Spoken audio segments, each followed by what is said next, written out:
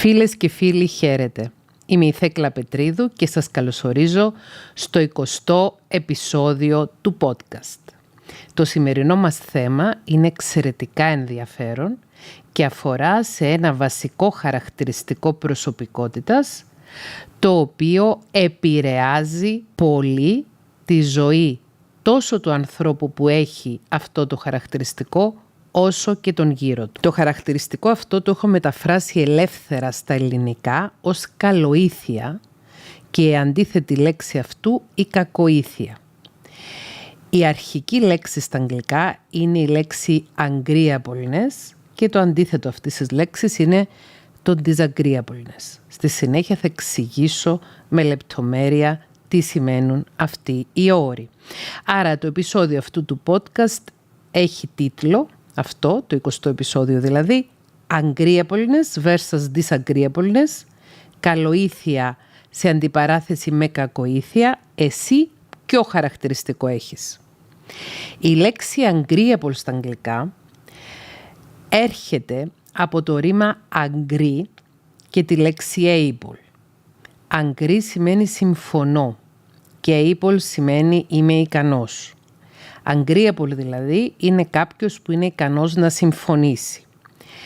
Μεταφράσεις αυτής της λέξης μπορεί να είναι οι λέξεις ένας άνθρωπος ευχάριστος. Agreeable είναι ένας άνθρωπος που είναι δεκτικός στην επικοινωνία, δηλαδή συνεννοήσιμος, φιλικός, πρόθυμος να επικοινωνήσει και να συνεννοηθεί με τους άλλους, καλόβουλος και καλόβολος. Και όπως σας έχω πει και προλίγου, το έχω συμπυκνώσει στη λέξη καλοήθεια, η οποία είναι μια λέξη που προέρχεται οπωσδήποτε από το επίθετο καλός και το ουσιαστικό ήθος, δηλαδή ένας άνθρωπος που έχει καλό ήθος. Η λέξη ήθος είναι μια λέξη η οποία σημαίνει τη συνήθεια, σημαίνει το χαρακτήρα ή και την προσωπικότητα. Η προσωπικότητα, με βάση τον ορισμό που βρίσκουμε στις εγκυκλοπαίδειες, κατά ακρίβεια τον συγκεκριμένο ορισμό τον έχω βρει από την εγκυκλοπαίδεια Grand Larousse του 2001 την έκδοση, η προσωπικότητα είναι το σύνολο των ιδιαίτερων ψυχικών και πνευματικών χαρακτηριστικών και των τρόπων συμπεριφοράς ενός ατόμου. Τρόποι συμπεριφοράς, ήθος, συνήθειες. Άρα προσωπικότητα είναι το σύνολο των ιδιαίτερων ψυχικών και πνευματικών χαρακτηριστικών και τρόπων συμπεριφοράς ενός ατόμου. Αυτό το σύνολο συμβάλλει στη μοναδικότητα ενός ατόμου. Η προσωπικότητα περιλαμβάνει το σύνολο των διανοητικών και εκπαιδευτικών χαρακτηριστικών, τη συγκινησιακή διάθεση, τη στάση συμπεριφοράς, το χαρακτήρα και την ιδιοσυγκρασία ενός ατόμου. Εδώ, μιλώντας για τη λέξη ιδιοσυγκρασία, η οποία στα αγγλικά ονομάζεται temperament και υπάρχει και αντίστοιχη λέξη στα ελληνικά temperamento, η ιδιοσυγκρασία αναφέρεται στα κληρονομικά χαρακτηριστικά, τα ιδιοσυγκρασιακά που μπορεί να έχει ένα πρόσωπο. Βλέπουμε δηλαδή ένα βρέφος το οποίο γεννιέται και ήδη έχει κάποια χαρακτηριστικά στον τρόπο με τον οποίο λειτουργεί. Όσοι ακούτε αυτό το podcast και έχετε γνωρίσει νεογέννητα παιδιά, περισσότερα από ένα, θα έχετε παρατηρήσει ότι δεν έχουν όλα το ίδιο ταμπεραμέντο, την ίδια ιδιοσυγκρασία. Το χαρακτηριστικό της προσωπικότητας για το οποίο θα μιλήσουμε σήμερα, η καλοήθεια και η κακοήθεια, δεν θα το δούμε από μια ιδιοσυγκρασιακή σκοπιά, αλλά από μια σκοπιά χαρακτηριστικών της προσωπικότητας. Τα χαρακτηριστικά της προσωπικότητας είναι μια έννοια που έχει να κάνει με την επιλογή που παίρνει ένας άνθρωπος συνδυάζοντας τις γενετικές του προδιαθέσεις, τις επιδράσεις από το περιβάλλον και τις προσωπικές του επιλογές, ούτως ώστε να λειτουργεί και να δρά με ένα συγκεκριμένο τρόπο. Και οπωσδήποτε μιλάμε για χαρακτηριστικά της προσωπικότητας εδραιωμένα όταν έχουμε να κάνουμε με ανθρώπους οι οποίοι έχουν αναπτυχθεί πλήρως. Με ανθρώπους που αν είναι γυναίκες είναι πάνω από 26 ετών και αν είναι άνδρες είναι πάνω από 28 ετών. Από τη γέννηση ενός παιδιού μέχρι και την ψυχοσυναισθηματική ενηλικίωση του και το τέλος της ψυχολογικής ηλικίας της εφηβείας, που όπως έχουμε πει πολλές φορές και εδώ στα podcast αλλά και στο κανάλι μου στο YouTube, οριοθετείται με βάση τα ευρήματα της σύγχρονης νευροεπιστήμης στα κορίτσια γύρω στα 26 χρόνια και στα αγόρια γύρω στα 28, τότε που ολοκληρώνεται η ανάπτυξη των πρόστιων μετοπίων λοβών, μέχρι λοιπόν την εγκεφαλική δομική ορίμανση των νέων ανθρώπων, δεν μπορούμε να μιλάμε για παγιωμένα και μόνιμα χαρακτηριστικά προσωπικότητας. Μπορούμε να μιλάμε για ιδιοσυγκρασιακά στοιχεία, για επιδράσεις από το περιβάλλον και από τις ομάδες των συνομιλίκων και, το πιο σημαντικό από όλα, οι άνθρωποι έχουμε μεγάλο περιθώριο για να αποκτήσουμε παιδεία και να αναπτύξουμε αρετές μέχρι και τα 26 χρόνια στα κορίτσια και τα 28 χρόνια στα αγόρια. Και ως ψυχολόγος έχω δει σε πολλές περιπτώσεις παιδιά τα οποία δέχθηκαν την κατάλληλη βοήθεια από ειδικό παιδοψυχολόγο, αναπτυξιακό ψυχολόγο ή σχολικό ψυχολόγο, τα οποία κατάφεραν κυριολεκτικά να μεταμορφώσουν κάποια ιδιοσυγκρασιακά στοιχεία τα οποία φαινόντουσαν ότι θα μπορούσαν να γίνουν και να καταστούν μόνιμα χαρακτηριστικά ή εδραιωμένα χαρακτηριστικά της προσωπικότητάς τους. Επίσης, μέσα από τη δουλειά μου και την ψυχοεκπαιδευτική αλλά και την κλινική, για όσο καιρό είχα το γραφείο, για 2 δεκαετίες τουλάχιστον, έχω παρατηρήσει ενήλικες ανθρώπους οι οποίοι έχουν πραγματική διάθεση για αλλαγή και βελτίωση του εαυτού τους, οι οποίοι καταφέρνουν με πολύ κόπο και πολύ προσπάθεια να αλλάξουν κάποια εδραιωμένα χαρακτηριστικά στην προσωπικότητά τους. Πάντοτε μιλάμε όμως για ανθρώπους οι οποίοι έχουν διάθεση, έχουν καλή διάθεση και θέλουν να εξελίσσονται ως άνθρωποι. Έχουμε μιλήσει σε προηγούμενα επεισόδια για τον ναρκισσιστικό στυλ προσωπικότητας. Έχουμε μιλήσει για ένα εδραιωμένο στυλ προσωπικότητας, το οποίο καθιστά κάποιους ανθρώπους εξαιρετικά κακοήθης. Ένας άνθρωπος με ναρκισσιστικό στυλ προσωπικότητας είναι εξαιρετικά απίθανο και να αντιληφθεί ότι τα χαρακτηριστικά της προσωπικότητας του είναι επιβλαβή για τους γύρω του αλλά και για τον ίδιο και να αναζητήσει οποιαδήποτε βοήθεια. Θα έλεγα ότι η καλοήθεια, το agreeableness, είναι ίδιων ανθρώπων οι οποίοι δεν έχουν ναρκισσιστικό στυλ προσωπικότητας και το disagreeableness, η κακοήθεια, θα μπορούσαμε να πούμε ότι είναι ίδιων ανθρώπων που έχουν ναρκισσιστικό ή τοξικό στυλ προσωπικότητας. Επιστρέφω στον ορισμό της προσωπικότητας από την εγκυκλοπαίδεια Grand Larousse. Η προσωπικότητα περιλαμβάνει το σύνολο των διανοητικών και εκπαιδευτικών χαρακτηριστικών, τη συγκινησιακή διάθεση, τη στάση συμπεριφοράς, το χαρακτήρα, την ιδιοσυγκρασία ενός ατόμου, εξηγήσαμε σε αυτή την παρένθεση τι σημαίνει ιδιοσυγκρασία, και διαμορφώνεται από την αλληλεπίδραση μεταξύ των κληρονομικών χαρακτηριστικών και του περιβάλλοντος, ιδιαίτερα αυτού της πρώτης παιδικής ηλικίας. 22 χρόνια μετά από τον ορισμό της λέξεως προσωπικότητα στην εγκυκλοπαίδεια Grand Larousse, θέλω να προσθέσω ότι μπορούμε να αλλάξουμε στοιχεία στην προσωπικότητα μας και με την προσωπική επιλογή και μέσω της ψυχοεκπαίδευσης και μέσω της ψυχοθεραπείας.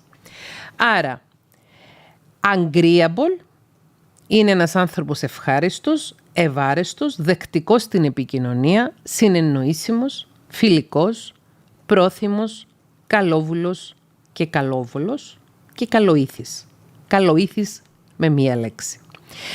Ο disagreeable άνθρωπος είναι αυτός ο οποίος είναι εναντιωματικός, δυσάρεστος, αντιδραστικός, κακόβουλος, αχώνευτος, τοξικός, προκλητικός και με μία λέξη κακοήθης. Άρα agreeable είναι ο καλοήθης άνθρωπος και disagreeable είναι ο κακοήθης άνθρωπος. Οι λέξεις που σας έχω διαβάσει ως μετάφραση στη λέξη agreeable και disagreeable τις έχω επιλέξει μέσα από διάφορα συνώνυμα που δίνουν διάφορα αγγλοελληνικά λεξικά. Αυτό το βασικό χαρακτηριστικό της προσωπικότητας, το agreeableness και το disagreeableness, το οποίο το έχουμε μεταφράσει σε καλοήθεια και κακοήθεια, έρχεται από το μοντέλο των 5 παραγόντων, το οποίο είναι γνωστό στα αγγλικά και ως η Μεγάλη Πεντάδα, το οποίο μπορεί να το έχουμε ακούσει από το ακρονίμιό του, το μοντέλο χαρακτηριστικών προσωπικότητας Ocean, που σημαίνει ωκεανός, ή Canoe, που σημαίνει κανό. Είναι ακρονίμιο που βγαίνει από τα 5 βασικά χαρακτηριστικά της προσωπικότητας, τα οποία στα αγγλικά είναι openness to experience, conscientiousness, extraversion, agreeableness και neuroticism. Στη συνέχεια θα μεταφράσω αυτές τις λέξεις. Το μοντέλο των 5 παραγόντων είναι ένα πολύ δημοφιλές μοντέλο, το οποίο χρησιμοποιείται για την περιγραφή της προσωπικότητας ενός ανθρώπου από πολλούς ψυχολόγους, ερευνητές και ακαδημαϊκούς. Το μοντέλο των 5 παραγόντων είναι το καλύτερα αποδεχτό και πιο συχνά χρησιμοποιούμενο μοντέλο προσωπικότητας στην ακαδημαϊκή ψυχολογία.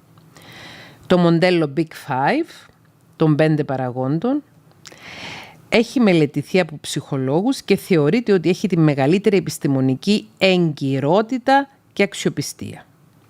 Το Big Five ή το μοντέλο των 5 παραγόντων έχει αποδειχθεί ότι έχει ακριβείς μετρήσεις για τα μεμονωμένα χαρακτηριστικά του. Τα 5 βασικά χαρακτηριστικά, ένα εκ των οποίων είναι και το agreeableness που το έχουμε μεταφράσει ως καλοήθεια, προέρχονται από τη στατιστική μελέτη των απαντήσεων σε ψυχομετρικά τεστ προσωπικότητας, κυρίως αυτοαναφορικά. Τι σημαίνει αυτό? Σημαίνει ότι οι μελετητές δίνουν μια σειρά από ερωτήσεις στα υποκείμενα της έρευνας, οι οποίες είναι αυτοαναφορικές. Δεν υπάρχει κάποιο συγκεκριμένο μοναδικό τεστ το οποίο να μετράει αυτά τα χαρακτηριστικά της προσωπικότητας τα 5. Έχουν αναπτυχθεί μια ποικιλία ψυχομετρικών τεστ για τη μέτρησή τους. Θα σας δώσω εδώ ένα παράδειγμα από ένα από τα πολλά τεστ, τα οποία μπορείτε να τα βρείτε και δωρεάν στο διαδίκτυο. Υπάρχει μια δήλωση, είμαι η ζωή του πάρτι.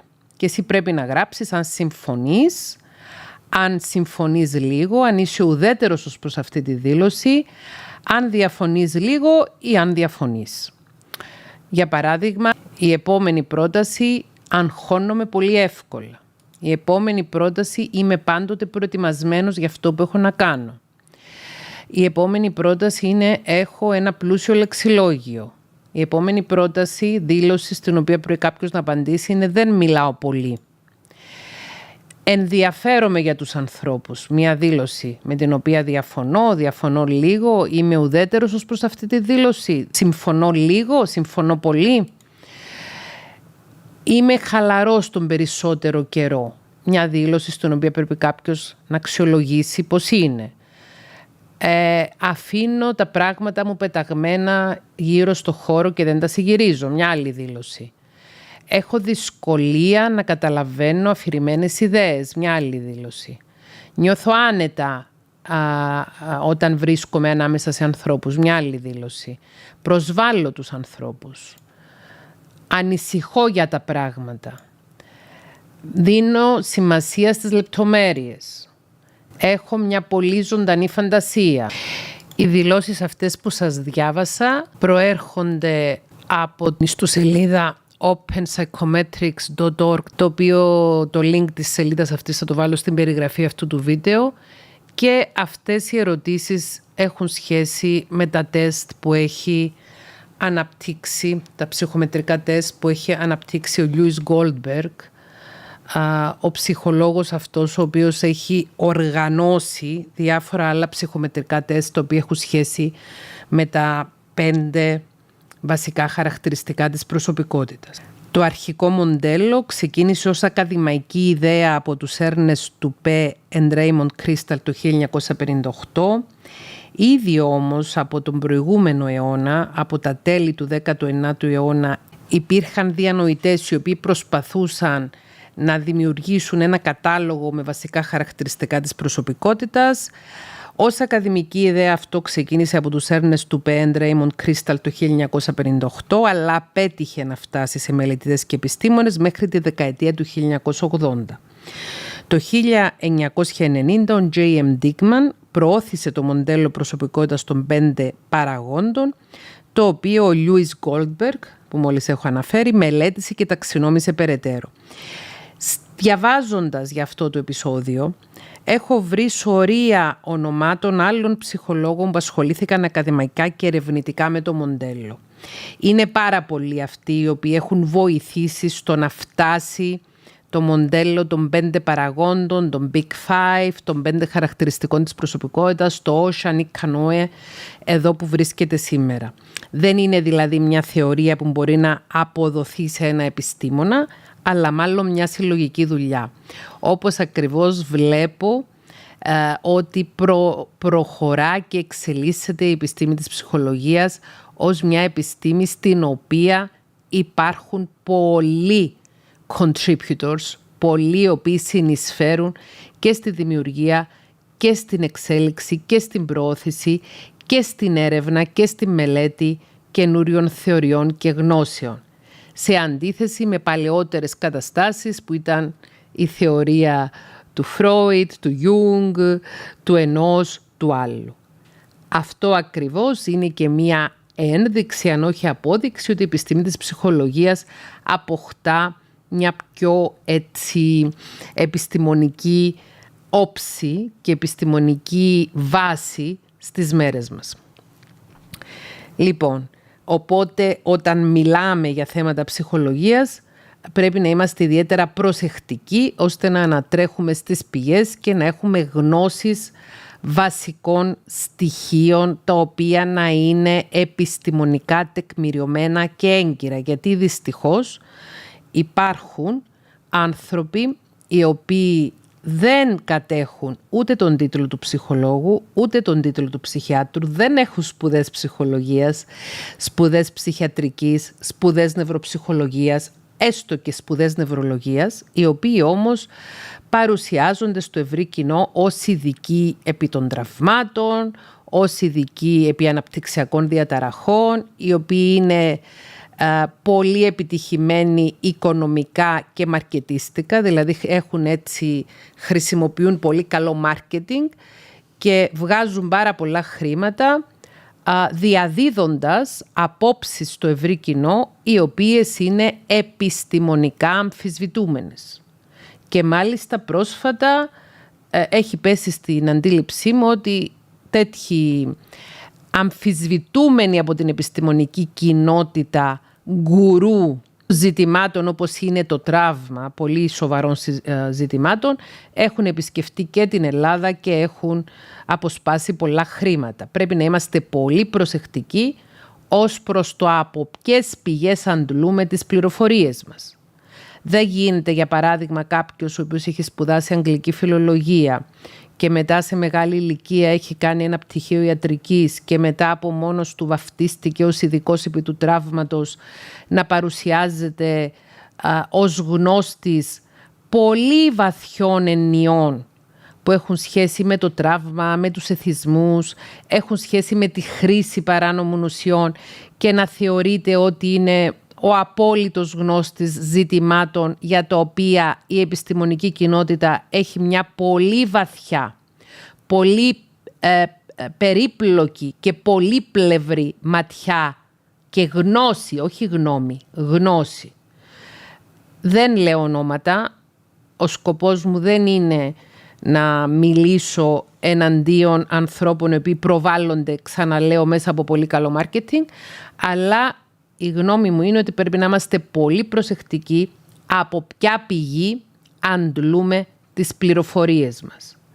Δεν μπορεί ένας άνθρωπος, έστω και αν έχει πτυχίο ψυχολογίας, τώρα σας μιλάω για περιπτώσεις οι οποίες δεν έχουν καν πτυχίο ψυχολογίας ή ειδικότητα ψυχιατρικής και παρουσιάζονται ως ειδικός τραύματος, ειδικός εξαρτήσεων, ειδικός για το ένα, ειδικός για το άλλο. Πάνω σε ποια βάση, πάνω σε ποια επιστημονική βάση. Όσον αφορά στο δικό μου πρόσωπο, τόσο τα ψυχοεκπαιδευτικά podcast, όσο και τα ψυχοεκπαιδευτικά βίντεο που ανεβάζω στο κανάλι μου στο YouTube, τα κάνω με βάση τις γνώσεις της σύγχρονης επιστήμης της ψυχολογίας, την οποία έχω σπουδάσει και συνεχίζω να μελετώ. Δεν εκφράζω δικές μου προσωπικές απόψεις πάνω σε ζητήματα για τα οποία υπάρχει μελέτη χρόνων και έρευνα χρόνων και υπάρχουν στοιχεία από διάφορους τομείς της επιστήμης της ψυχολογίας, αλλά και άλλων επιστημών, όπως της νευρολογίας, της βιολογίας και ούτω καθεξής.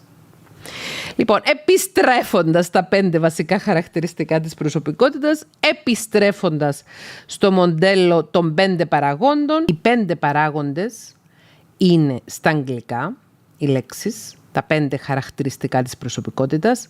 Openness to experience, αυτό είναι το O από το ocean.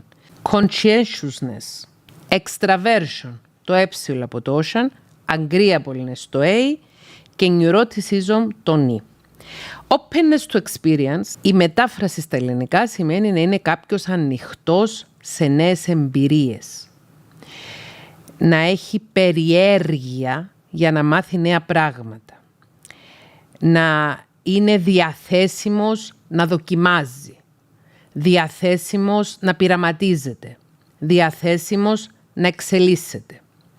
Θα μπορούσε κάποιος να πει ότι οι εφευρέτες έχουν υψηλό σκορ στο openness to experience, στο να είναι διαθέσιμοι σε εμπειρίες και περιέργεια, ενώ οι άνθρωποι που είναι καχύποπτοι και είναι στερεοτυπικοί έχουν χαμηλό σκορ σε αυτό το χαρακτηριστικό της προσωπικότητας που είναι το openness to experience, το να είναι δηλαδή ανοιχτός κάποιος σε νέες εμπειρίες.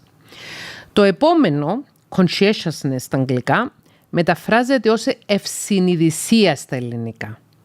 Κάποιος άνθρωπος ο οποίος να είναι ευσυνείδητος, να είναι αποτελεσματικός όσον αφορά στην εργασία του, ό,τι αναλαμβάνει να το φέρει εις πέρας, να είναι ένας υπεύθυνος άνθρωπος, οργανωμένος άνθρωπος και κάποιος ο οποίος έχει χαμηλό σκορ στην ευσυνειδησία, να είναι το αντίθετο, δηλαδή ασυνείδητος, αμελής, να κοιτάει την ευκολία του και να μην δυσκολεύεται. Όσον αφορά την ευσυνειδησία, το conscientiousness και τα 2 στυλ προσωπικότητας, τα δυσλειτουργικά με τα οποία ασχοληθήκαμε σε προηγούμενα επεισόδια του podcast, που το ένα είναι ο ναρκισσισμός και το άλλο είναι η συνεξάρτηση, θα λέγαμε ότι οι άνθρωποι οι οποίοι έχουν υψηλό σκορ στην ευσυνειδησία είναι πολύ πιο πιθανόν να είναι συνεξαρτώμενοι, ή μάλλον οι συνεξαρτώμενοι άνθρωποι, οι άνθρωποι που παρουσιάζουν συνεξάρτηση είναι πιο πιθανόν να έχουν υψηλό σκορ στην ευσυνειδησία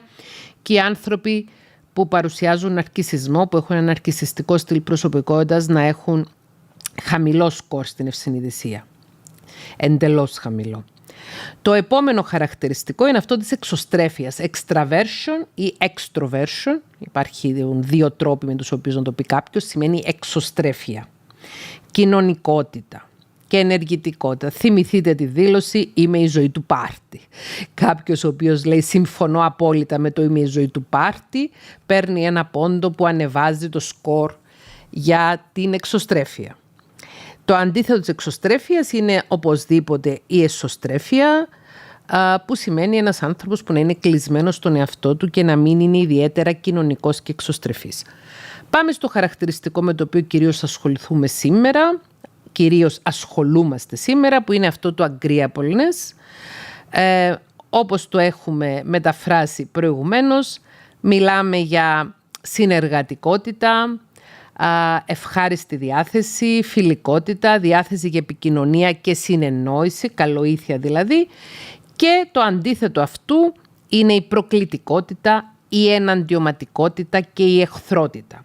Οπωσδήποτε όταν μιλάμε για ανθρώπους με ναρκισσιστικό στυλ προσωπικότητας, το πρώτο χαρακτηριστικό που μας έρχεται στο μυαλό είναι το disagreeableness, δηλαδή το χαμηλό σκορ στο agreeableness, το να είναι εναντιωματική και εχθρική.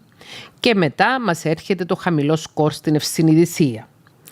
Και το τελευταίο βασικό χαρακτηριστικό από τα 5 μεγάλα χαρακτηριστικά, από το μοντέλο των 5 παραγόντων που χρησιμοποιούμε οι ψυχολόγοι για να περιγράψουμε την προσωπικότητα ενός ανθρώπου, για να ταξινομήσουμε με έναν έτσι περιγραφικό τρόπο την προσωπικότητα ενός ανθρώπου, είναι ο νευρωτισμός. Ο νευρωτισμός είναι μία λέξη η οποία έρχεται από την ψυχιατρική και από το παλιό γλωσσάρι της ψυχιατρικής. Νευρώσεις ονόμαζαν στη ψυχιατρική παλιά τις απλές ψυχικές διαταραχές, όπως είναι η κατάθλιψη, όπως είναι το άγχος, οι φοβίες και ούτω καθεξής. Και ψυχώσεις, τις σοβαρές ψυχικές διαταραχές, τις οποίες υπήρχε και παρατηρείτο διατάραξη της επαφής με τη ρεαλιστική πραγματικότητα. Δηλαδή οι ψυχώσεις ήταν οι διαταραχές εκείνες, όπως η σχιζοφρένεια, που είναι μια διάγνωση ομπρέλα που αναφέρεται σε ανθρώπους οι οποίοι έχουν συμπτώματα ψευδαισθησιών, παραισθησιών και ούτω καθεξής. Ο νευρωτισμός ως χαρακτηριστικό της προσωπικότητας είναι κάτι το οποίο δείχνει ευαισθησία και υψηλά ποσοστά άγχους, νευρικότητας και στρες, δηλαδή κάποιος ο οποίος σκοράρει υψηλά στο χαρακτηριστικό του νευρωτισμού είναι ιδιαίτερα ευαίσθητος, αγχωμένος, φοβισμένος, έχει νευρικότητα, και ο άνθρωπος που έχει χαμηλά ποσοστά νευρωτισμού παρουσιάζει περισσότερη ασφάλεια και αυτοπεποίθηση. Ξαναλέω, υπάρχουν τα 5 βασικά χαρακτηριστικά της προσωπικότητας, οι 5 παράγοντες οι οποίοι μελετούνται όταν προσπαθούμε να ταξινομήσουμε το χαρακτήρα και την προσωπικότητα ενός ανθρώπου, που είναι το να είναι ανοιχτός κάποιος σε νέες εμπειρίες, openness to experience, η ευσυνειδησία, η εξωστρέφεια, το agreeableness, η καλοήθεια δηλαδή, και ο νευρωτισμός. Ο κάθε άνθρωπος, αναλόγως με τις απαντήσεις που θα δώσει στα διάφορα ψυχομετρικά τεστ αυτοαναφοράς, υπενθυμίζω ότι στην περιγραφή αυτού του βίντεο βάζω ένα σύνδεσμο με ένα open source τέτοιο τεστ προσωπικότητας 5 παραγόντων, το οποίο είναι στα αγγλικά, δεν έχω βρει κάτι στα ελληνικά, μπορείτε όμως να ψάξετε και να βρείτε και στα ελληνικά. Εδώ θέλω να διευκρινίσω ότι οι απαντήσεις σε αυτά τα τεστ δεν ισοδυναμούν με ψυχολογική διάγνωση. Δεν είναι επίσημες διαγνώσεις στα σκορ που θα βγάλει ένα τεστ, απλώς είναι μια επικόνηση το τι πιθανά χαρακτηριστικά προσωπικότητας έχουμε με βάση τις απαντήσεις που έχουμε δώσει στο συγκεκριμένο τεστ, με βάση τη διάθεση που είχαμε όταν κάναμε το συγκεκριμένο τεστ, με βάση την ειλικρίνεια που είχαμε απαντώντας αυτές τις ερωτήσεις και ούτω καθεξής. Πρόκειται για ψυχομετρικά τεστ αυτοαναφοράς, τα οποία είναι μόνο ενδεικτικά κάποιων χαρακτηριστικών. Δεν ισοδυναμούν με διάγνωση. Σε αντίθεση με πολύ πιο συστηματοποιημένα τεστ προσωπικότητας, τα οποία μπορούν να διενεργηθούν μόνο με εποπτεία ψυχολόγου, ο οποίος είναι διαπιστευμένος για να χορηγεί αυτά τα τεστ, όπως είναι το MMPI, τα οποία ναι, μπορούν να χρησιμοποιηθούν σε συνδυασμό με κλινική συνέντευξη και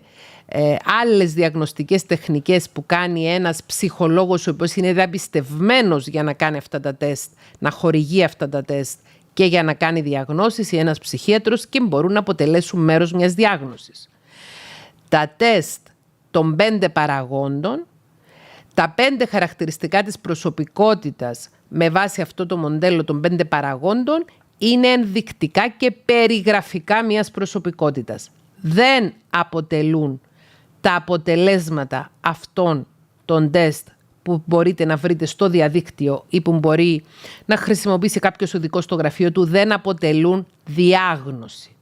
Σας αναφέρω ενδεικτικά, όσοι με παρακολουθείτε στο κανάλι μου στο YouTube, γνωρίζετε ότι έχω μια μεγάλη συμπάθεια στον Dr. Todd Grande, ο οποίος είναι ένας Αμερικανός ψυχολόγος που έχει ένα κανάλι στο YouTube που έχει το όνομά του Dr. Todd Grande, όπως επίσης ότι έχω και μεγάλη αγάπη στην Dr. Ramani Dirvasula, η οποία επίσης έχει ένα πολύ μεγάλο κανάλι στο YouTube, η οποία ανεβάζει ψυχοεκπαιδευτικά βίντεο κυρίως για τα ζητήματα του ναρκισσισμού.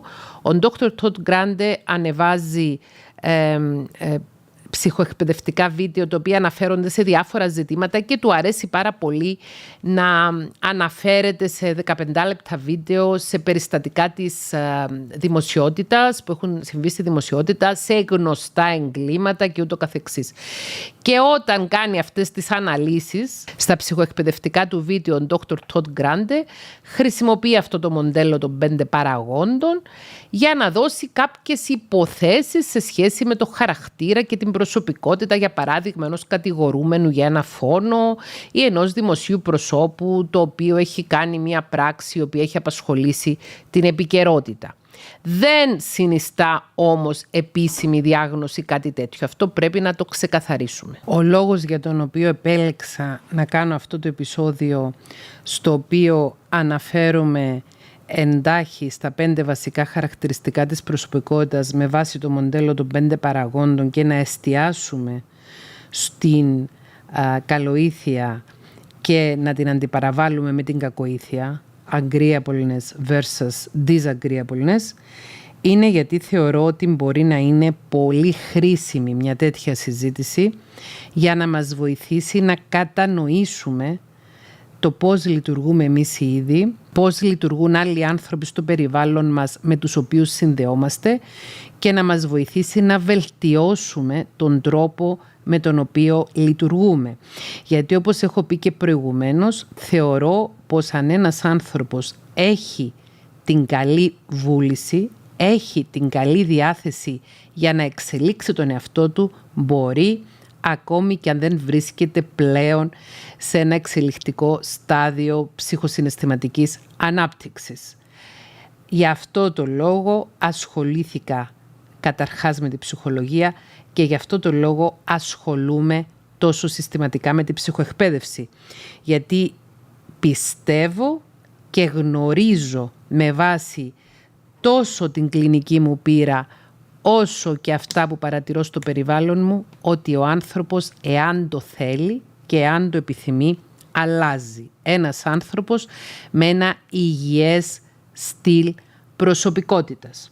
Επειδή ανέφερα τον Dr. Todd Grande προηγουμένως, όταν στα βίντεο του στο YouTube μιλάει για περιστατικά εγκλημάτων και αναφέρεται σε ανθρώπους οι οποίοι χαρακτηρίζονται από ψυχοπάθεια και κοινωνιοπάθεια, υπερτονίζει ότι ο πολύ χαμηλός νευρωτισμός, πολύ χαμηλό σκορ ή και μηδενικό σκορ στον νευρωτισμό, σε συνεργασία με πολύ χαμηλό ή και μηδενικό σκορ στην ευσυνειδησία και σε συνδυασμό με πολύ ψηλό σκορ στο openness for experience, δηλαδή οι άνθρωποι που πειραματίζονται πάρα πολύ, έχουν πολύ χαμηλή ευσυνειδησία, δεν έχουν καθόλου νευρωτικά στοιχεία, άγχος, φόβο κτλ. Και άνθρωποι οι οποίοι είναι εξαιρετικά disagreeable μπορεί να είναι και άνθρωποι που να έχουν αντικοινωνική διαταραχή προσωπικότητας, που είναι η επίσημη διάγνωση αυτού που σε απλή γλώσσα ονομάζουμε ψυχοπάθεια. Η λέξη ψυχοπάθεια δεν αφορά σε επίσημη διάγνωση. Ξαναλέω, επίσημη διάγνωση που μπορεί να έχει ένας άνθρωπος που χαρακτηρίζεται από ψυχοπάθεια είναι η αντικοινωνική διαταραχή προσωπικότητας, η οποία είναι, κατά τη γνώμη μου, η μόνη διαταραχή προσωπικότητας που πρέπει να παραμείνει ως διαταραχή από το Β πλέγμα διαταραχών προσωπικότητας των DSM.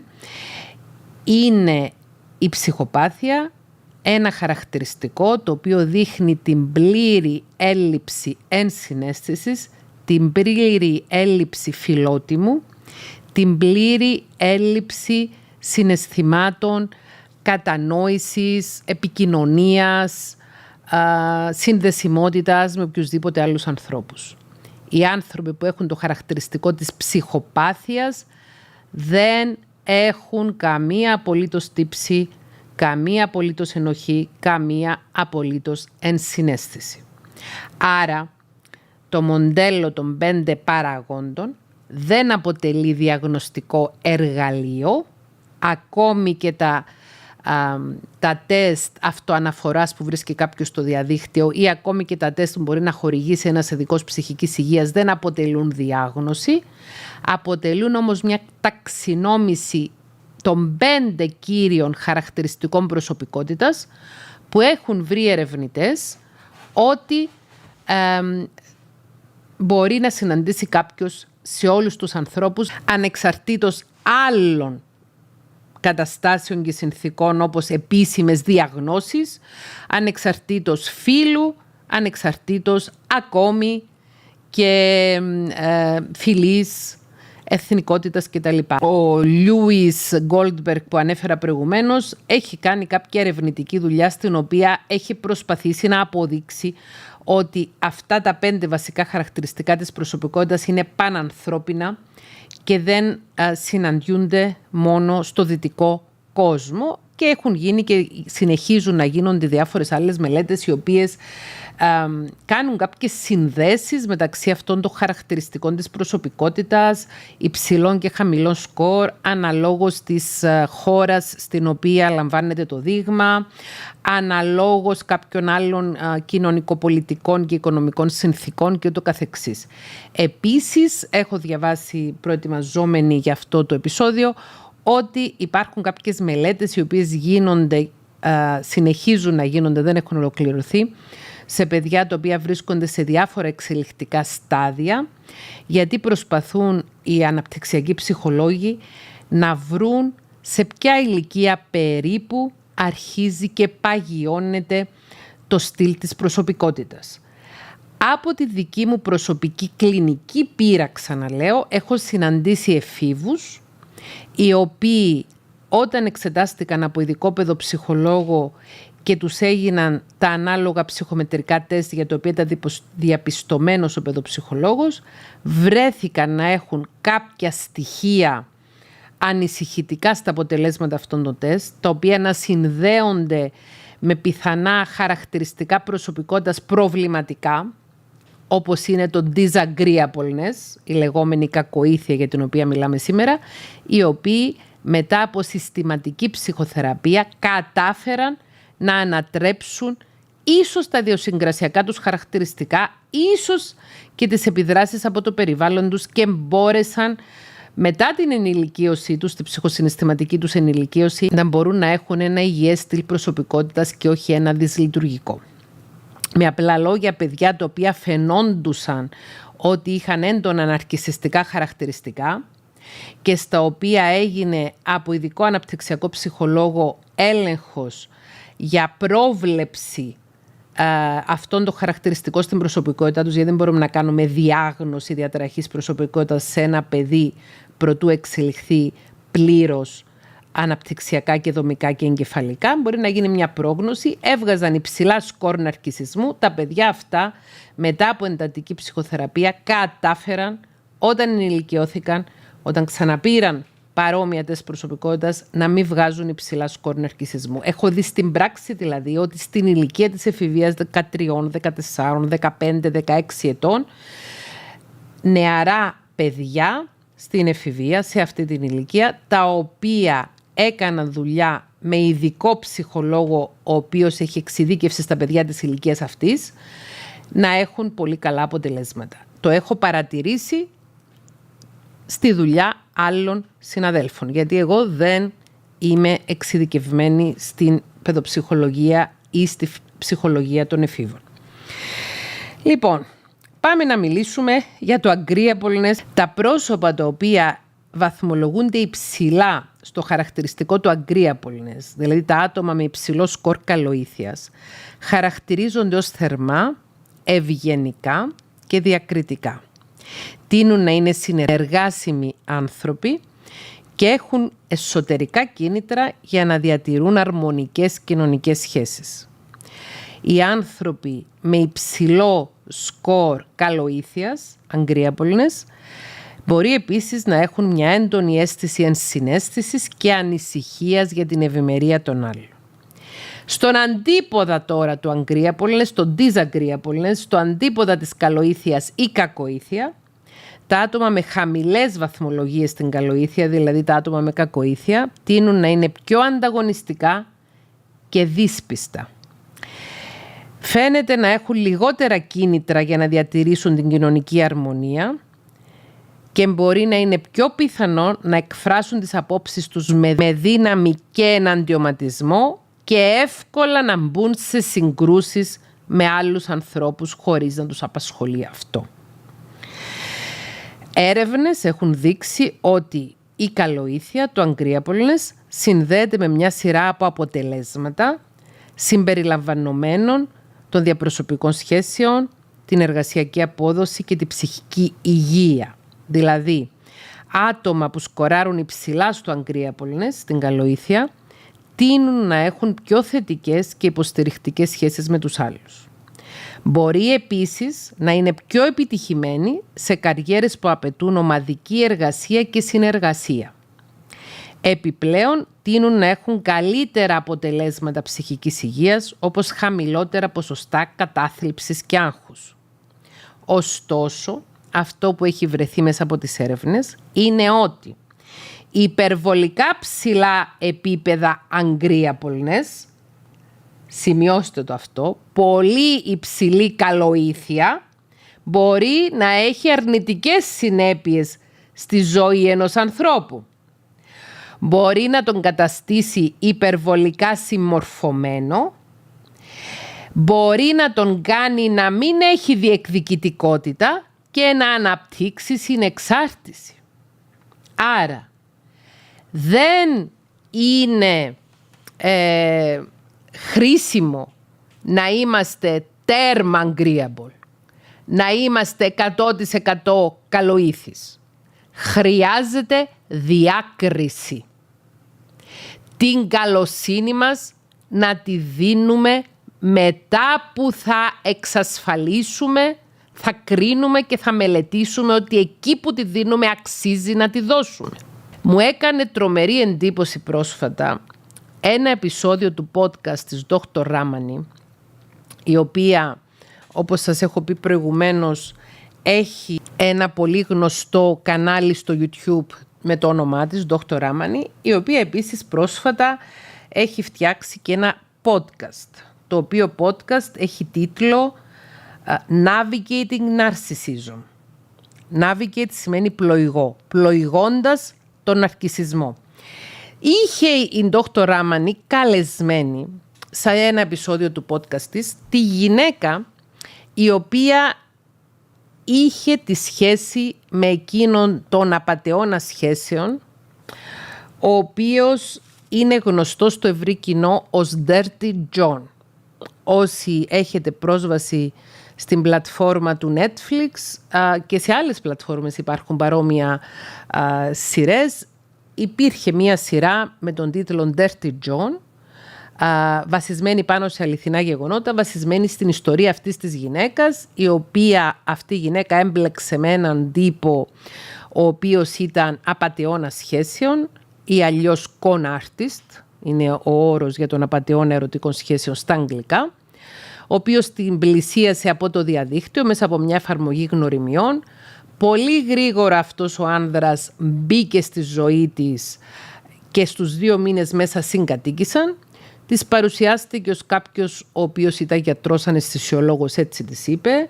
Προσποιούνταν ότι δούλευε ως γιατρός αναισθησιολόγος, ενώ στην πραγματικότητα ήταν ένας άεργος εγκληματίας, ο οποίος είχε κάνει και φυλακή. Κατέληξε η γυναίκα αυτή πολύ γρήγορα να παντρευτεί αυτόν τον άνδρα. Η γυναίκα αυτή είχε και προηγούμενους γάμους και είχε 4 παιδιά από προηγούμενους γάμους. Και στο τέλος της ημέρας, ο άνθρωπος αυτός, μετά που τον χώρισε, αποπειράθηκε να σκοτώσει την κόρη της, η οποία στην προσπάθεια της να αμυνθεί τον σκότωσε.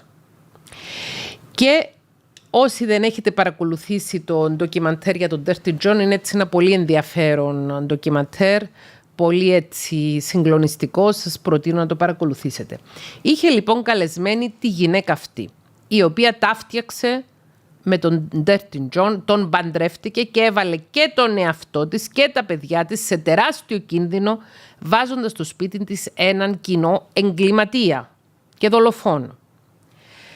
Και παίρνοντας της το ιστορικό η Dr. Ramani σε αυτό το επεισόδιο του podcast, που το podcast της έχει τον τίτλο Navigating Narcissism, και όσοι μιλάτε την αγγλική γλώσσα σας συστήνω να το ακούσετε, να το παρακολουθήσετε, άρχισε να λέει την ιστορία της οικογένειάς της και λέει: έρχομαι από μια οικογένεια στην οποία οι γονείς μου είναι πάρα πολύ καλοί άνθρωποι, είναι θρήσκοι, μεγαλώσαμε σε ένα σπίτι με πάρα πολύ αγάπη, με πάρα πολύ καλοσύνη, με πάρα πολύ κατανόηση, οι γονείς μου μας διάβαζαν συνεχώς από τη βίβλο, πηγαίναμε στην εκκλησία, πηγαίναμε στο κατηχητικό, ήμασταν πολύ καλοσυνάτοι, πολύ θρήσκοι άνθρωποι. Και συνεχίζει και προχωράει και λέει για την αδερφή της, η οποία παντρεύτηκε έναν τύπο ο οποίος στο τέλος της ημέρας σκότωσε την αδερφή της, τη δολοφόνησε.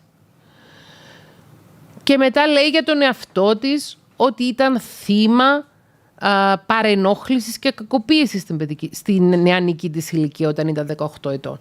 Μετά προχωράει να περιγράψει ότι παντρεύτηκε 4 άνδρες διαδοχικά, εκ των οποίων οι 3 ήταν ναρκισσιστές και κακοποιητικοί τύποι, και ο 5ος άνδρας που παντρεύτηκε ήταν ο Dirty John, αυτός ο διαβόητος εγκληματίας.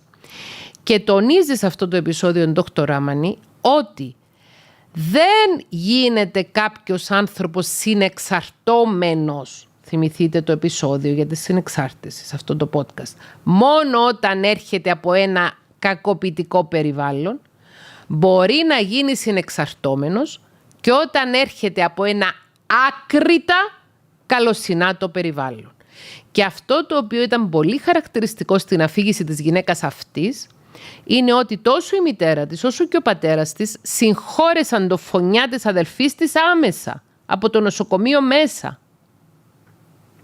Δεν είχαν θάψει ακόμη το παιδί τους και συγχώρεσαν το φωνιά του παιδιού τους. Και τονίζει σε εκείνο το επεισόδιο του podcast της με τίτλο Navigating Narcissism in Dr. Ramani, Ντερβάσουλα, ότι αυτή η υπερβολική καλοήθεια αποτελεί επικίνδυνο παράγοντα για να αναπτύξει κάποιος συνεξαρτητική συμπεριφορά, η οποία μπορεί να οδηγήσει στη θυματοποίηση του, αλλά ακόμη και στην απώλεια της ζωής του. Άρα, είναι καλό να είμαστε καλοήθεις. Όταν είμαστε καλοήθεις, αυτό μας βοηθάει πολύ στη δουλειά μας, αν η δουλειά μας έχει να κάνει με συνεργασία. Μας βοηθάει πολύ στις διαπροσωπικές μας σχέσεις, αλλά η υπερβολική καλοήθεια μπορεί να μας κάνει θυματοποιημένους, υποταγμένους, να μην διεκδικούμε τα δικαιώματα μας, να παρουσιάζουμε δηλαδή έλλειψη διεκδικητικότητας και να αναπτύξουμε μέχρι και συνεξάρτηση. Οπότε χρειάζεται ένα μέτρο. Ενώ οι άνθρωποι με καλοήθεια, agreeableness, είναι πολύ πιθανόν να βοηθούν τους άλλους, οι άνθρωποι με κακοήθεια, disagreeableness, μπορεί να είναι πιο πιθανόν να προκαλέσουν κακό στους άλλους παρά να βοηθούν τους άλλους. Οι ερευνητές έχουν βρει ότι υψηλά ποσοστά disagreeableness, κακοήθειας δηλαδή, συνδέονται με εχθρικές σκέψεις και επιθετικότητα στους εφήβους και με φτωχή κοινωνική κρίση. Ξαναλέω, είναι σε αρχικά στάδια οι μελέτες στους εφήβους, παρακολουθούν διαχρονικά εφήβους για να δουν πόσο μπορεί ένα χαρακτηριστικό που παρουσιάζεται στην εφηβεία, ένα χαρακτηριστικό της προσωπικότητας όπως το disagreeableness, να διατηρηθεί και μέχρι την ενήλικη ζωή. Οι άνθρωποι, λέει, με disagreeableness, και στην παρούσα περίπτωση οι έφηβοι με disagreeableness, παίρνουν αποφάσεις οι οποίες είναι βλαπτικές ως προς την κοινωνία, αλλά και τη θέση των ιδίων μέσα σε αυτή. Μπορεί δηλαδή να δράσουν και με ένα κοινωνιοπαθητικό τρόπο. Κοινωνιοπαθητικός τρόπος δράσης είναι όταν ένας άνθρωπος δρά αντίθετα με τους κανόνες της κοινωνίας, τους γνωρίζει, αλλά χωρίς καμία αίσθηση ευθύνης, ενοχής ή ντροπής, συνειδητά τους παραβιάζει. Άρα, υψηλό σκορ disagreeableness έρχεται να συνηγορήσει με την παραβατικότητα των εφήβων, την παραβατικότητα των ενηλίκων και εν γέννη την εναντιωματικότητα. Θα έπρεπε δηλαδή να είμαστε οι άνθρωποι agreeable ή disagreeable. Θα έπρεπε να καλλιεργήσουμε την καλοήθεια ή την κακοήθεια. Η έρευνα δείχνει πως οι άνθρωποι με πιο ψηλά σκορ στο agreeableness, δηλαδή στην καλοήθεια, θεωρούνται καλοί άνθρωποι, είναι πιο συμπαθητικοί από τους γύρω τους και πιο δημοφιλείς στα κοινωνικά σύνολα που ανήκουν. Επίσης, έχουν πιο ικανοποιητικές φιλίες και ερωτικές σχέσεις όπως και γάμους. Το agreeableness, η καλοήθεια, είναι ένα από τα 5 βασικά χαρακτηριστικά της προσωπικότητας με βάση αυτή τη θεωρία και το μοντέλο των 5 παραγόντων. Υπενθυμίζω, είναι 5 τα βασικά χαρακτηριστικά. Openness to experience, το να είναι κάποιος ανοιχτός σε νέες εμπειρίες, conscientiousness, ευσυνειδησία, extraversion, εξωστρέφεια, agreeableness και neuroticism και νευρωτισμός. Είναι ένα από τα 5 βασικά χαρακτηριστικά. Θεωρώ ότι το agreeableness, η καλοήθεια, μαζί με την ευσυνειδησία αποτελούν 2 βασικά χαρακτηριστικά προσωπικότητας, 2 βασικές αρετές που είναι καλό να καλλιεργήσουμε ήδη στον εαυτό μας και να διδάξουμε στα παιδιά μας ή στους μαθητές μας αν είμαστε εκπαιδευτικοί. Το agreeableness και το conscientiousness, η καλοήθεια και η ευσυνειδησία. Η εξωστρέφεια είναι ένα χαρακτηριστικό το οποίο έχει να κάνει περισσότερο με την ιδιοσυγκρασία του ανθρώπου. Το να καλλιεργήσει κάποιος την εξωστρέφεια μπορεί να τον εξυπηρετήσει ιδιαιτέρως στις κοινωνικές του σχέσεις. Μπορεί όμως ένας άνθρωπος να είναι εσωστρεφής και να είναι καλοήθης. Μπορεί να είναι εσωστρεφής και να έχει καλές προθέσεις και να είναι ευσυνείδητος. Τα 2 βασικά χαρακτηριστικά που αποτελούν και αρετές, που είναι καλό να καλλιεργήσουμε, είναι η καλοήθεια και η ευσυνειδησία. Και κυρίως η καλοήθεια.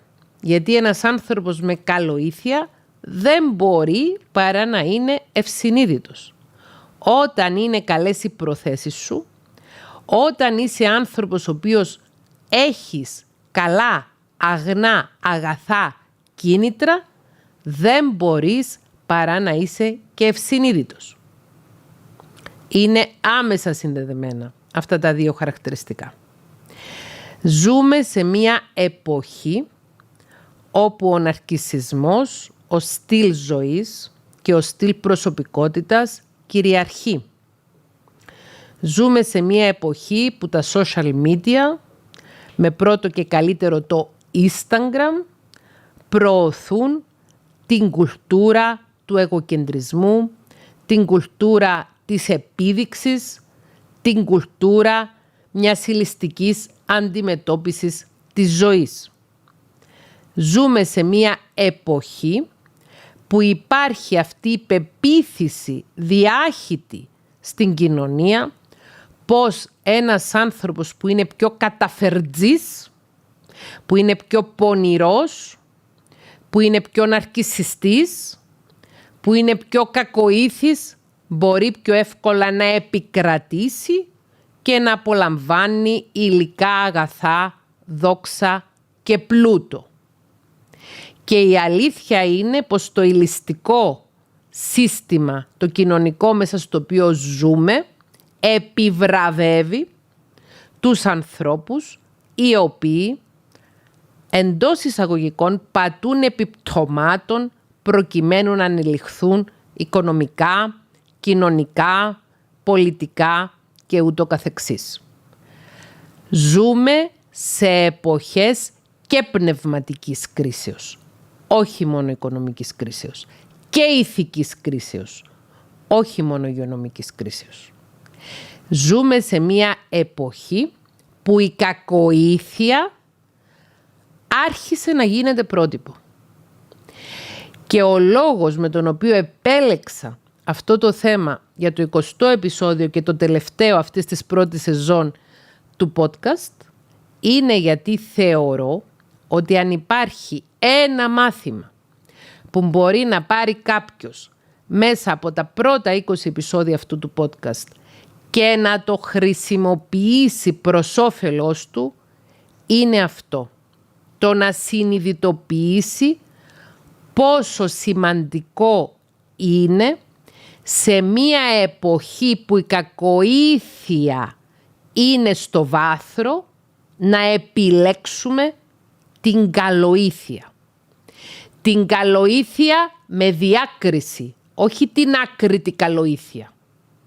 Γι' αυτό έχουν προηγηθεί τα επεισόδια για το τραύμα, τα επεισόδια για τη σύνθετη διαταραχή μετατραυματικού στρες, τα επεισόδια για τον ναρκισσισμό, τα επεισόδια για τη συνεξάρτηση, τα επεισόδια για τους τοξικούς, αλαζόνες και αγενείς ανθρώπους, τα επεισόδια για το negging, τα επεισόδια για το breadcrumbing, γιατί πρέπει να είμαστε ενήμεροι.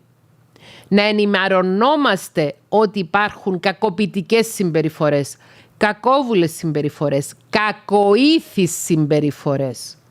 Ζούμε σε μία εποχή που δυστυχώς το να είσαι κολόπεδο δεν είναι πάντα ντροπιαστικό. Ζούμε σε μία εποχή που το να είσαι μαλάκας κάποιες φορές ή αρκετές φορές επιβραβεύεται από το κοινωνικό σύνολο. Πολύ συχνά θα ακούσεις ή θα διαβάσεις εκφράσεις του τύπου «αφού μπόρεσε και έκλαψε, καλά έκανε». «Αφού μπόρεσε να τους ξεγελάσει, καλά τους έκανε». «Αφού ήταν τόσο βόδια, καλά έκανε και τους συμπεριφέρθηκε όπως τους συμπεριφέρθηκε». Για τον οποιονδήποτε, πολιτικό, εγκληματία και ούτω καθεξής. Ζούμε σε εποχές κακοήθειας. Ζούμε σε εποχές ναρκισσισμού. Ως ψυχολόγος θεωρώ ότι τα ευρήματα των μελετών γύρω από το χαρακτηριστικό της καλοήθειας, του agreeableness, που είναι ένα από τα 5 βασικά χαρακτηριστικά της προσωπικότητας με βάση το μοντέλο των 5 παραγόντων, τα ευρήματα αυτών των ερευνών είναι ικανά για να μας πείσουν ότι παρόλο που η εποχή μας προωθεί την κακοήθεια ως τρόπος ζωής, παρόλο που η εποχή μας σνομπάρει την καλοήθεια, την καλοσύνη, την ευσυνειδησία, τις αρετές γενικότερα, αξίζει τον κόπο να τις καλλιεργήσουμε, γιατί έχοντας καλοήθεια μπορούμε να έχουμε καλύτερη σχέση με τον εαυτό μας και με τους γύρω μας. Δεν είναι τυχαίο που οι άνθρωποι με υψηλά σκορ agreeableness, με υψηλό σκορ στην καλοήθεια, ανέφεραν μεγαλύτερη ικανοποίηση από τις διαπροσωπικές τους σχέσεις, τις φιλικές τους σχέσεις, τις ερωτικές τους σχέσεις, τις επαγγελματικές τους σχέσεις και ούτω καθεξής. Δεν είναι τυχαίο που στις μελέτες αυτές οι άνθρωποι ανέφεραν πώς νιώθουν μεγαλύτερη ευχαρίστηση να συναναστρέφονται με ανθρώπους που έχουν το χαρακτηριστικό της καλοήθειας παρά της κακοήθειας. Στην εποχή μας η κακοήθεια μπορεί να επικρατεί, αλλά οι κακοήθεις άνθρωποι, οι ναρκισσιστές, οι τοξικοί, οι αγενείς άνθρωποι, οι άνθρωποι με δοκιματισμό δεν είναι ευτυχισμένοι. Δεν είναι χαρούμενοι. Μπορεί να φαντάζουν επιτυχημένοι, αλλά στην πραγματικότητα μέσα τους κυριαρχεί το χάος. Και εδώ θα σας θυμίσω τα ευρήματα μιας άλλης πολύ γνωστής μελέτης, συγκεκριμένης μελέτης, longitudinal study, μακροχρόνιας μελέτης, της μελέτης του Harvard ή αλλιώς μελέτης της ευτυχίας, η οποία έχει φτάσει στο συμπέρασμα ότι εκείνο το στοιχείο το οποίο καθιστά έναν άνθρωπο ευτυχή δεν είναι ούτε τα χρήματα, ούτε η δόξα, ούτε η μόρφωση, αλλά οι στενές διαπροσωπικές σχέσεις με νόημα. Deep, meaningful connections. Την ευτυχία δεν την παίρνεις από έναν παχουλό μισθό. Την ευτυχία δεν τη βιώνεις όταν έχεις πολλές δεκάδες, εκατοντάδες ή εκατομμύρια,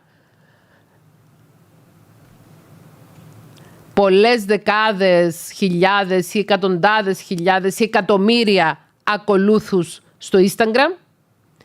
Την ευτυχία δεν τη βιώνεις όταν σε ζηλεύουν και σε φθονούν πολλοί άνθρωποι επειδή έχεις μία εξωτερική εικόνα επιτυχίας. Την ευτυχία τη βιώνεις όταν έχεις αυθεντικές σχέσεις στη ζωή σου.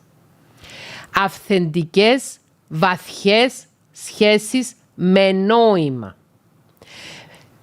Με θεϊτικό νόημα. Με αγάπη. Όταν οι άνθρωποι με τους οποίους συνδέεσαι σε αγαπούν και σε εκτιμούν. Όταν έρχεσαι στο μυαλό των ανθρώπων με τους οποίους συνδέεσαι, σκέφτονται τι όμορφη ψυχή, τι καλό πλάσμα. Τότε είσαι ευτυχής. Όχι όταν σε σκέφτονται οι άλλοι, λένε τι μαλάκας, τι παλιάνθρωπος, τι τοξικός, τι άτυχος που είμαι που μου έτυχε αυτός ο άνθρωπος για γονιός, τι άτυχος που είμαι που μου έτυχε αυτός ο άνθρωπος για συνάδελφος, για συνεργάτης, για υφιστάμενος, προϊστάμενος και ούτω καθεξής. Το πιάνουμε, το νιώθουμε, το βιώνουμε όταν οι σχέσεις που έχουμε με τους άλλους ανθρώπους είναι σχέσεις αγάπης. Είναι σχέσεις σύνδεσης με νόημα. Είναι σχέσεις βαθιές και ουσιαστικές.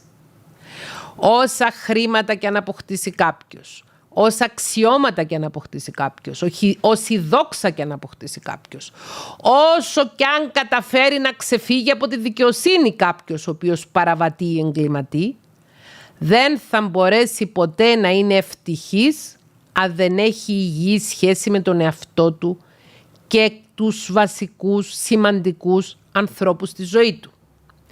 Και ένας άνθρωπος ο οποίος χαρακτηρίζεται από εναντιωματικότητα, από κακοήθεια, δεν έχει ούτε με τον εαυτό του καλή σχέση, ούτε με τους γύρω του.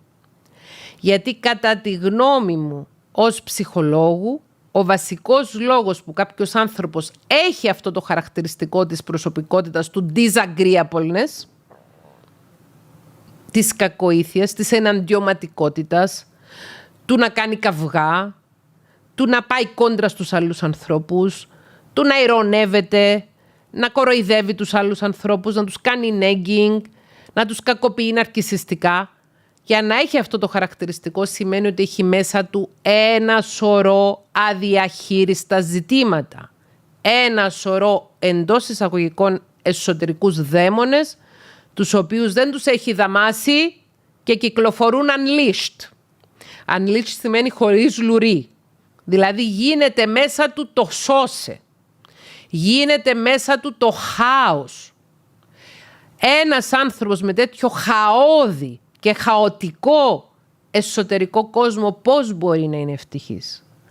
Πώς μπορεί να νιώθει καλά με τον εαυτό του? Πώς μπορεί να απολαμβάνει ουσιαστικά τη ζωή? Δεν φτάνει να κερδίσεις στη ζωή. Δεν φτάνει να κερδίσεις τη ζωή, πρέπει να μπορείς να τη χαρίσεις κιόλας. Πρέπει να μπορείς να τη ζήσεις κιόλας. Και για να ζήσεις τη ζωή και να τη χαρίσεις και να την ευχαριστηθείς, πρέπει να έχεις καθαρή συνείδηση, ευσυνειδησία και καλοήθεια. Να τα έχεις καλά με τον εαυτό σου και με τους άλλους ανθρώπους που επιλέγεις εσύ να έχεις δίπλα σου. Μπορεί να έχεις πάει σε μηδενική επαφή, no contact, με ανθρώπους με ναρκισσιστικό στυλ προσωπικότητας που είχες παλαιότερα μέσα στη ζωή σου και σε κακοποιούσαν ανελαίητα. Ναι, με αυτούς δεν είσαι καλοήθης. Με αυτούς και για αυτούς είσαι κακοήθης. Θα πούν, η κόρη μας δεν μας μιλάει πια. Η αδερφή μου έχει κόψει και το καλημέρα. Αυτή η γυναίκα που ήμασταν φίλες δεν μου μιλάει πλέον. Αυτός ο άνδρας που είχαμε δεσμό πλέον με έχει στη μαύρη λίστα. Άρα δεν είναι καλός άνθρωπος. Όταν είσαι καλοήθης, δεν σημαίνει ότι όλοι γύρω σου το αντιλαμβάνονται ως καλοήθεια. Εσύ μέσα σου γνωρίζεις τις προθέσεις σου. Και ξανατονίζω ότι καλοήθεια άκρητη, καλοήθεια χωρίς διάκριση, καλοήθεια χωρίς σκεπτικισμό ως προς το πού θα δώσουμε την καλοσύνη μας, την ευγένεια μας, τη ψυχή μας, να τη βγάλουμε να τη δώσουμε, είναι επικίνδυνη γιατί μπορεί να μας καταστήσει θύματα, συνεξαρτώμενους, υποταγμένους και μη διεκδικητικούς ανθρώπους. Άρα καλοήθεια με κρίση, καλοήθεια με γνώση. Κρίνω εκ των προτέρων, προτού αποφασίσω αν θα δώσω την ψυχή μου, εντός εισαγωγικών, αν θα δώσω την καλοσύνη μου, πού θα τη δώσω και τη δίνω εκεί που αξίζει.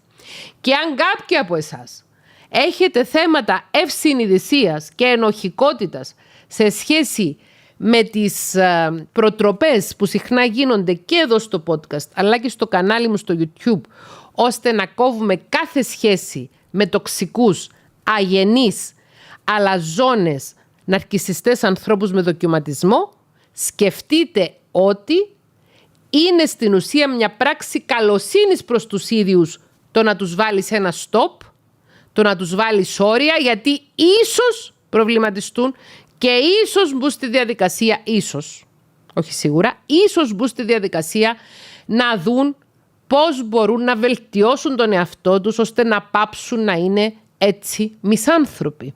Η κακοήθεια οδηγεί στο μισανθρωπισμό. Ο μισανθρωπισμός είναι κακοήθεια. Η καλοήθεια οδηγεί σε μια καλή ζωή, σε μια καλή σχέση με τον εαυτό μας και καλή σχέση με τους ανθρώπους που επιλέγουμε ότι αξίζουν την καλοσύνη μας. Εάν επιλέξουμε πολύ συνειδητά και πολύ προσεκτικά με ποιους ανθρώπους θα συνδεόμαστε, τότε μέσα σε αυτές τις σχέσεις θα μπορούμε να απολαύσουμε το μοίρασμα αγάπης και καλοσύνης. Και με τους ανθρώπους εκείνους με τους οποίους θα επιλέξουμε να μην έχουμε σχέσεις και να μην έχουμε επαφές, εφόσον θα έχουμε μηδενικές επαφές, αυτό μας κάνει να μην μπαίνουμε σε καμία διαδικασία η οποία να είναι έξω από το καλοήθες προφίλ μας. Και αναφέρουμε φυσικά στο προηγούμενο επεισόδιο αυτού του podcast, όπου μιλήσαμε για την αντιδραστική βιαιότητα, για τη συνθήκη εκείνη, στην οποία ένας άνθρωπος ο οποίος έχει υπερβολική καλοήθεια και καταντά συνεξαρτώμενος και κακοποιούμενος και πλήρως υποταγμένος σε έναν ναρκισσιστικό κακοποιητικό άνθρωπο, μπορεί κάποια στιγμή να ξεσπάσει με πολύ άσχημο τρόπο, τοξικό και ανίκιο με την προσωπικότητά του. Άρα για να διατηρήσουμε την καλοήθεια μας πρέπει να έχουμε γνώσεις σχετικά με τις δυναμικές των σχέσεων που κυριαρχούν στη σημερινή εποχή, που είναι οι δυναμικές του ναρκισσισμού και της κακοήθειας, να γνωρίζουμε όλα τα επικίνδυνα μονοπάτια και όλα τα όπλα του ψυχολογικού πολέμου που μπορεί κακοήθεις άνθρωποι να χρησιμοποιήσουν εναντίον μας, να επιλέγουμε με βάση αυτές τις γνώσεις σε ποιους ανθρώπους θα δείξουμε την καλοσύνη μας και θα κρατάμε την καλοσύνη μας και την καλοήθεια μας για εκείνους για τους οποίους το αξίζουν. Στους υπόλοιπους δεν δίνουμε τίποτα. Ούτε τον καλό, ούτε τον κακό μας σε αυτό. Και αυτό συνιστά καλοήθεια προς εκείνους, επειδή με αυτό το όριο ίσως κάποια στιγμή να διερωτηθούν για το αν αξίζει τον κόπο να συνεχίσουν στο δρόμο της κακοήθειας. Είμαι η Θέκλα Πετρίδου. Αυτό ήταν το 20ο επεισόδιο αυτού του podcast. Τις επόμενες 5 εβδομάδες θα κάνουμε καλοκαιρινό διάλειμμα και θα τα ξαναπούμε εδώ την 5η 8 Σεπτεμβρίου 2023. Έχετε την αγάπη μου. Εάν σας άρεσε αυτό το επεισόδιο και είναι το πρώτο επεισόδιο που ακούτε, ακολουθήστε το podcast όπου ακούτε podcast, στο Apple Podcast, στο Google, στο Spotify, οπουδήποτε αλλού. Αν θέλετε περισσότερα από μένα, Αναζητήστε το κανάλι μου στο YouTube πατώντας το όνομά μου Θέκλα ή Θέκλα Πετρίδου. Στη μηχανή αναζήτηση του YouTube θα σας βγάλει το κανάλι μου, όπου υπάρχουν πάνω από 4.000 ψυχοεκπαιδευτικά βίντεο, τα οποία δεν είναι μόνο θεωρητικής φύσεως όπως αυτά τα επεισόδια του podcast, αλλά έχουν και πολλές μελέτες περιπτώσεων. Έχετε την αγάπη μου. Γεια!